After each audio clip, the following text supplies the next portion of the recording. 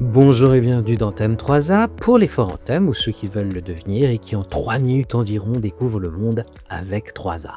Car sentir et ressentir le monde c'est bien, mais le réfléchir, le connaître et l'influencer avec altruisme, c'est mieux. A comme affrontement, A comme assistance d'urgence, A comme accès humanitaire. Aujourd'hui, on va prendre le temps de comprendre ce qui se passe au Soudan et plus précisément au Darfour, région à l'ouest du pays où l'on assiste depuis 2 ans à l'un des conflits les plus meurtriers du monde actuel et pourtant, même si ça change un peu, notamment grâce à toi, l'un des plus oubliés. Le Darfour n'est pas une crise nouvelle. Dans les années 2000, sous la dictature d'Omar el-Béchir, l'armée soudanaise avait sous-traité la répression à des milices de cavaliers arabes qu'on appelle les Janjaweed. Leur mission, détruire les villages des communautés non arabes, notamment les Fours, les Arawa et les Mezalites.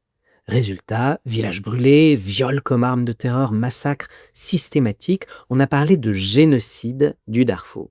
Après la chute d'El-Béchir en 2019, ces milices ont changé de nom. Elles sont devenues les RSF, les Rapid Support Forces, dirigées par Mohamed Hamdan Dagalo, dit Hemedti.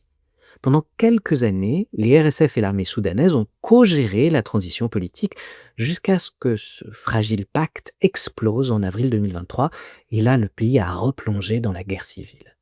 Ce que nous voyons depuis 2023, c'est une réactivation presque à l'identique des violences des années 2000, mais avec une nouveauté glaçante. Les miliciens filment et diffusent leurs massacres sur TikTok. Pas en cachette, pas dans l'ombre, comme outil de terreur, comme preuve de domination, comme message politique. Les RSF ont récemment pris El-Fasher, dernier bastion de l'armée au Darfour, et là, les mêmes méthodes. Ciblage des communautés non arabes, exécution, viols massifs, destruction de centres sanitaires et hospitaliers, fosses communes visibles sur images satellites. Les chiffres donnent le vertige. 150 000 morts, 12 millions de déplacés, soit l'équivalent d'un pays comme la Belgique, entièrement jeté sur les routes, et ce n'est pas fini. La guerre au Darfour n'est pas qu'un conflit local, une guerre civile isolée. Beaucoup y voient une guerre par procuration. En effet, les RSF ne tiennent pas seuls. Les Émirats arabes unis, notamment, les soutiennent pour l'or, pour les terres agricoles et pour une influence sur la mer Rouge. L'Égypte, la Turquie ou le Pakistan, en revanche, soutiennent plutôt l'armée soudanaise, pour des raisons de frontières, d'influence et de sécurité régionale. C'est un échiquier que nous pouvons observer. Et alors me direz-vous, que fait la communauté internationale ? Eh bien, elle regarde surtout ailleurs. L'ONU a prolongé son embargo sur les ventes d'armes, mais son appel humanitaire n'est financé qu'à 25%. Les États-Unis tentent une médiation, mais sans conviction. L'Union européenne est absente, absorbée par l'Ukraine, ses crises migratoires et ayant des difficultés à ne parler que d'une seule voix. Le drame ici n'est pas seulement la violence, c'est une relative indifférence. Pourquoi cette indifférence ? Parce que l'ordre international hérité de l'après-guerre froide est en train de se dissoudre.